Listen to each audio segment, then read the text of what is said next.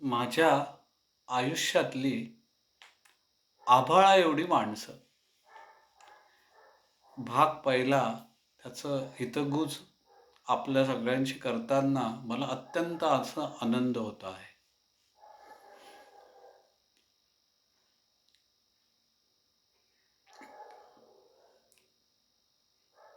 दिवंगत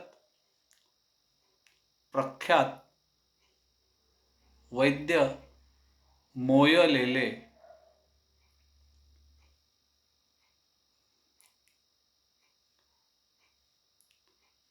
यांची यावर्षी जन्मशताब्दी चालू आहे.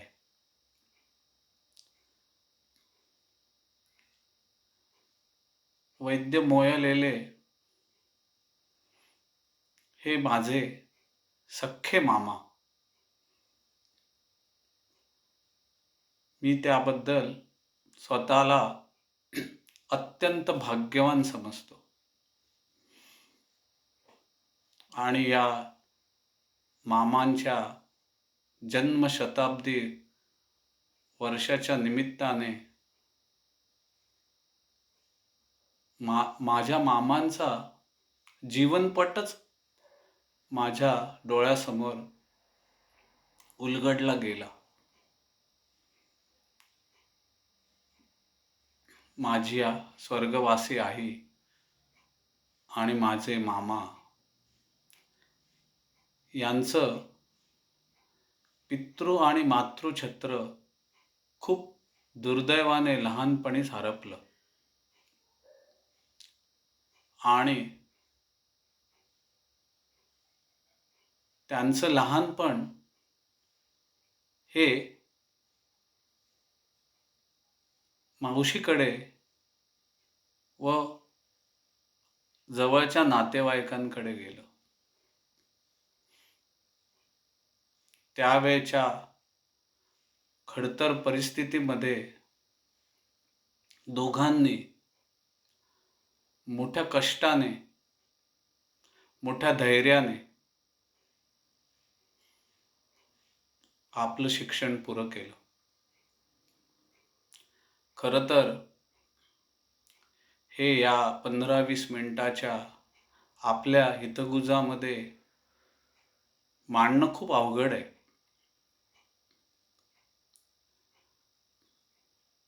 तुम्हाला आश्चर्य वाटेल, या जगद्विख्यात वैद्य मोयलेले या माझ्या मामांनी लहानपणी दुधाचा रतीब घातला आहे आणि काही दिवसांसाठी ते काही ठिकाणी वाराने जेवत असत.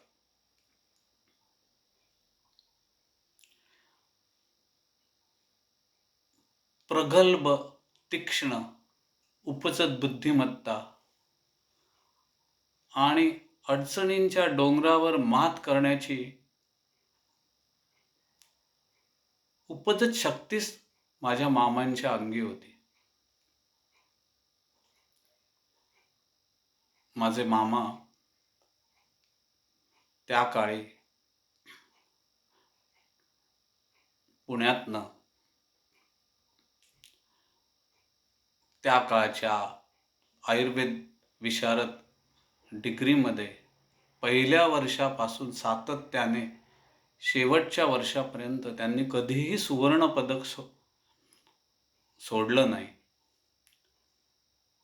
त्यानंतर युनिव्हर्सिटी ग्रँड कमिशन असायचं आणि त्याने ना डॉक्टर म्हणजे आपल्या वैद्यांची, आपल्या ज्या भारतातल्या सगळ्या ठिकाणी जी शासकीय आयुर्वेदिक महाविद्यालय आहेत त्या ठिकाणी त्यांची नेमणूक व्हायची. तर युनिव्हर्सिटी ग्रँड कमिशनने माझ्या मामांची त्या काळी डीन म्हणूया, शासकीय अधिष्ठाता आयुर्वेद कॉलेज मुंबईचं जे आत्ताचं पोद्दार आहे, अत्यंत मोठी संस्था आहे, नावाजलेली आहे, त्या ठिकाणी त्यांची निवड झाली वयाच्या 27व्या वर्षी. हा माझ्या आदरणीय मामांचा विक्रम आत्तापर्यंत एवढ्या लहान वयात एवढी मोठी जबाबदारी आत्तापर्यंत कोणीही मोडलेलं नाही. खरं तर ना, माझ्या मामांचा जीवनपट हा खूप अभ्यास करण्याजोगा आहे. त्यांच्या त्या जीवनपटातनं खूप गोष्टी शिकण्यासारख्या आहेत. माझे मामा आणि माझे लेले कुटुंबीय आजही आयुर्वेदमय आहेत. माझी सगळी मामे भावंड आयुर्वेदात त्यांनी माझी मोठी वहिनी किंवा माझा मोठा दादा डॉक्टर अविनाश लेले, नंतर वैद्य जयश्री नेऊरगावकर किंवा माझा अजून मोठा मामेभाऊ डॉक्टर मोहन लेले, वैद्य मोहन लेले आणि वैद्य तेजश्री लेले, माझ्या दोन्ही बहिणी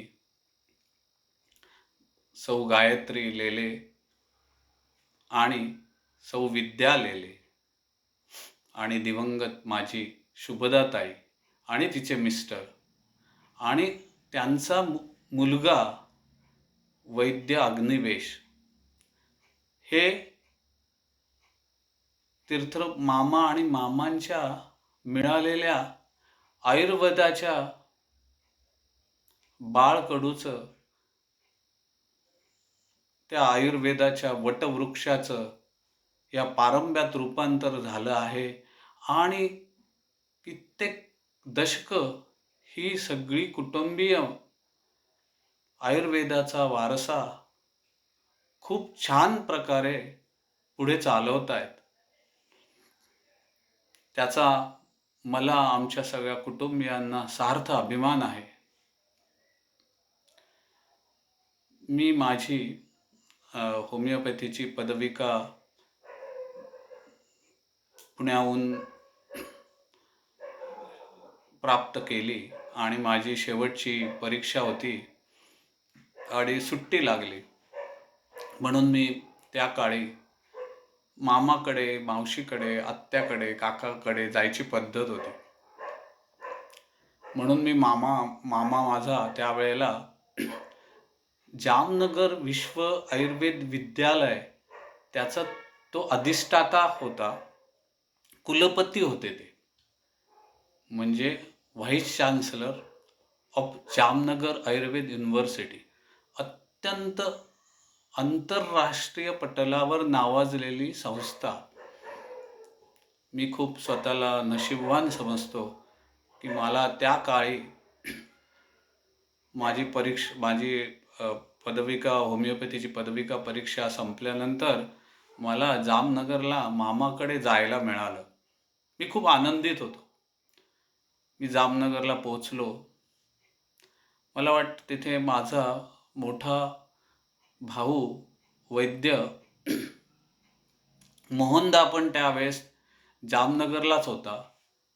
माझ्या मामी तिथे होत्या दिवंगत आणि त्यांचं जे निवासस्थान होतं ना, त्याच्याच बाजूला जामनगर राजाचा पॅलेस होता आणि त्या जामनगर राजाच्या पॅलेसमध्ये ना खूप वेगवेगळ्या प्रकारच्या परदेशी बनावटीच्या गाड्या होत्या.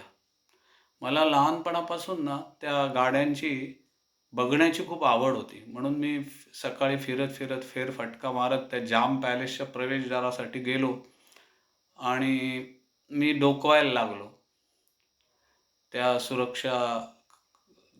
सुरक्षा अधिकाऱ्याने मला हटकलं आणि विचारलं, "आप कौन हो? कहाँ आए? कहाँ से आए हो?"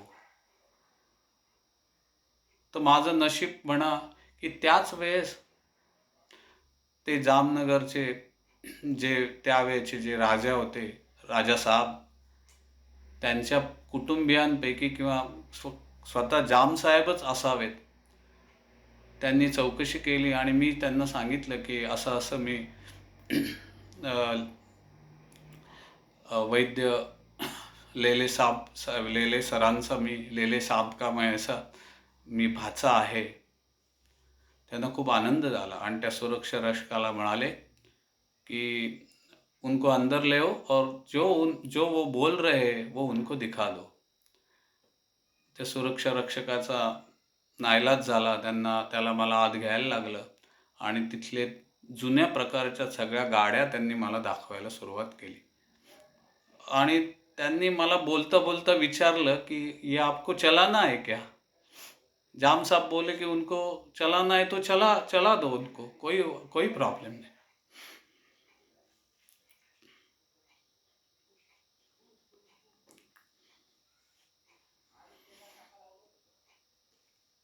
दुसऱ्या दिवशी अचानक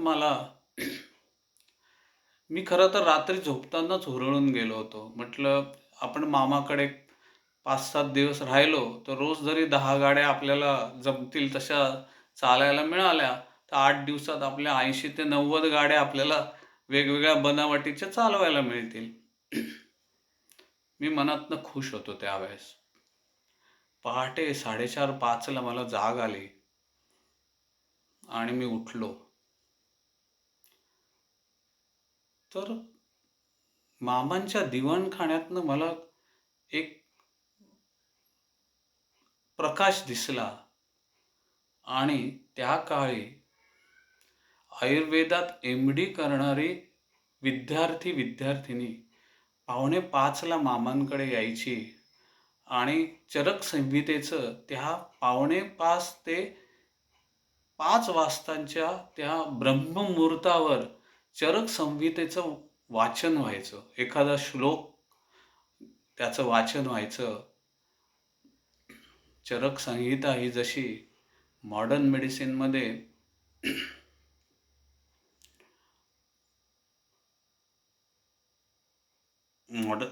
चरक संहिता ही आयुर्वेदाचा गाभा आहे मित्रांनो.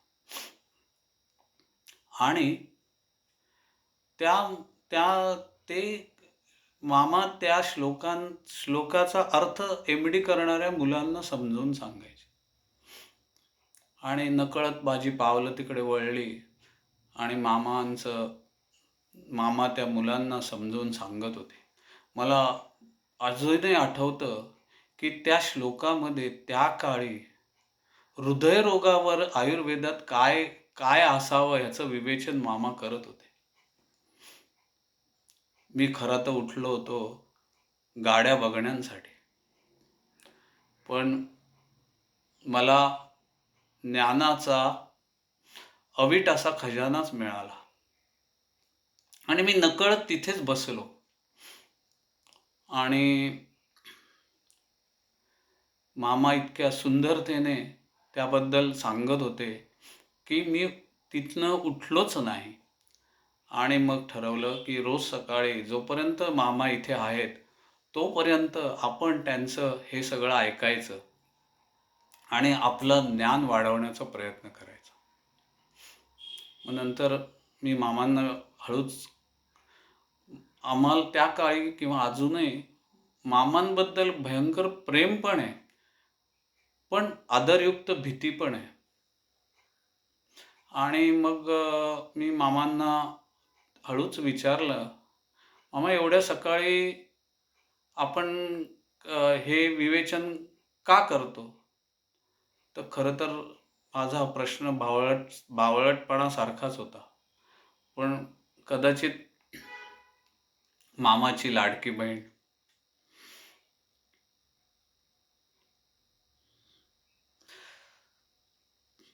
स्वर्गीय माझी आई, तिचा मी मुलगा असल्यामुळे मला त्यांनी अत्यंत शास्त्रोक्त उत्तर दिलं. त्यांनी मला सांगितलं की अरे अनिल, मी जेव्हा सकाळी ह्या मुहूर्ताला तो संहितेचा जेव्हा श्लोकाचं अध्ययन किंवा अध्यापन किंवा निरूपण करतो, तेव्हा ना मला एक काहीतरी नवीन कल्पना सुचते.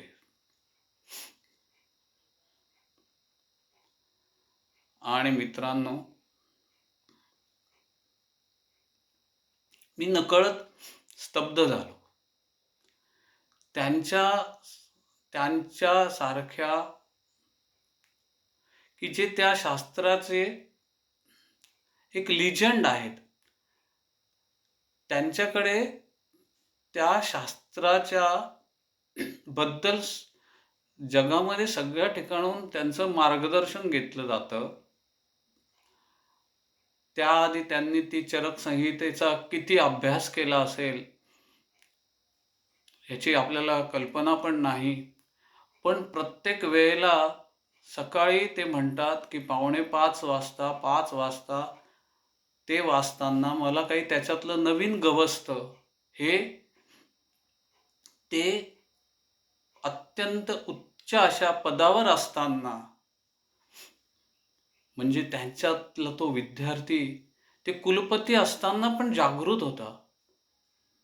आणि माझं मन त्या क्षणी मामाबद्दलच्या आदराने भरून गेलं. आणि तो आदर नंतर वृद्धिंगत होतच गेला मित्रांनो. त्या 7-8 दिवसात मला आपल्या प्राचीन आयुर्वेदाबद्दल खूप गोष्टी समजल्या.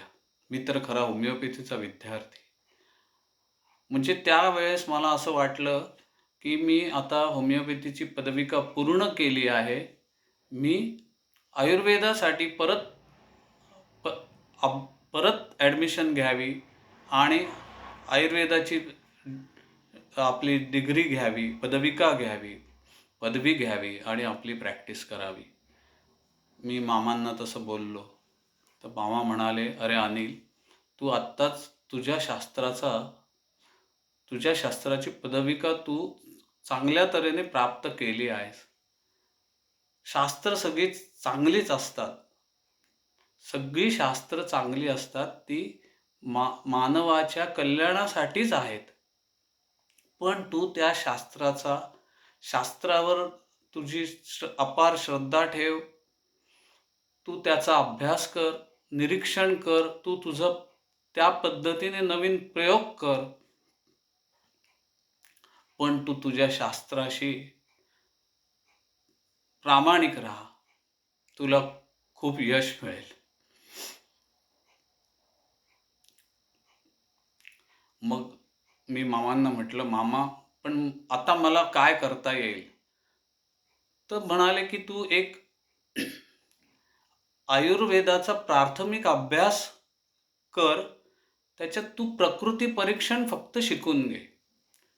म्हणजे रुग्णाची प्रकृती परीक्षण करून तू त्याप्रमाणे त्याला आहार-विहार सांग. तुझीच औषधं दे. तुझ्या शास्त्रात शिकलेलं आहे त्याचीच औषधं दे." मित्रांनो, आज मला माझ्या शास्त्रात जे काय थोडंफार चांगलं, बरं वाईट यश मिळालेलं आहे ना, त्याचा हा सगळ्यात मोठा या माझ्या दिवंगत मामांचा आहे.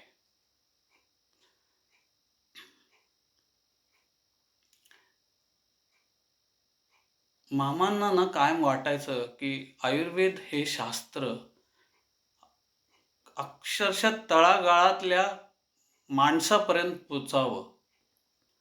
जसे त्यांच्या जे रुग्ण होते, त्या रुग्णांमध्ये राज्यपाल, मुख्यमंत्री, आपल्या भारताचे आरोग्यमंत्री, कलेक्टर, वेगवेगळ्या दूतावासातले अधिकारी, असे सगळे त्यांचे पेशंट असून देखील सुद्धा ते नांदगावला सर्व रोग निदान शिबिरासाठी उपस्थित राहायचे आणि तिथे आयुर्वेदाची चिकित्सा मी त्यांना करताना ह्या डोळ्याने बघितलेलं आहे. साध्या शेतकऱ्यापासून, मजुरापासून, लाकूड तोड्यापर्यंत त्यांनी त्या वेळच्या त्याच्या व्याधी जाणून घेऊन आयुर्वेदीय उपचार सुचवलेले आहेत त्या कालखंडामध्ये. ही एक वेगळीच विलक्षण अशी गोष्ट आहे. म्हणजे ते शास्त्र फक्त मोठ्या लोकांच्यासाठीच नाही, तर ते तळागाळातल्या लोकांसाठी आहे, हे मामा जेव्हा जेव्हा नांदगावला सर्वरोग निदान शिबिर असायचं, ते वेळात वेळ काढून तिथे यायचे. प्रकृती संबंधी आपलं आरोग्य कसं राखावं या संबंधी मामा व्याख्यान द्यायचे. नंतर मामांनी निवृत्त झाल्यानंतर अत्यंत सुंदर असं सर्वांसाठी आयुर्वेद पुस्तक लिहिलंय आणि त्या पुस्तकातून आवर्जून प्रस्तावनेत त्यांनी मला पण लिहायला लावलं की होमिओपॅथीच्या शास्त्राने आयुर्वेद तुला कसा वाटतो. हे जे आहे ना, हे खूप विलक्षण आहे मित्रांनो. त्यांना सगळ्या शास्त्रांबद्दल अत्यंत ज्ञान होतं, सखोल ज्ञान होतं असं मी म्हणू शकतो. तुम्हाला आश्चर्य वाटेल, त्यांची ॲलोपॅथीतली फार्मॅकॉलॉजी ही मुखोद्गत होती. त्यावेळेचं जे फार्मास्युटिकलचं जे पुस्तक आहे ते मामांचं मुखोद्गत होतं. ते केईम हॉस्पिटलमध्ये किंवा कुठेही गेले तरी ते अस्सलिखित ॲलोपॅथिक फार्मॅकॉलॉजीवर पण इंग्रजीमध्ये व्याख्यान द्यायचे.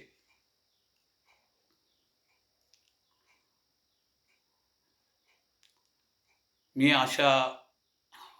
अशी आभाळ एवढी माणसं माझ्या आयुष्यात आली आणि मला त्या शास्त्रांकडे बघण्याचा, आपल्या शास्त्राकडे वेगळ्या दृष्टीने बघण्याचा दृष्टिकोन दिला. जसा आभाळाचा थांग लागत नाही, ते कायम आपल्याला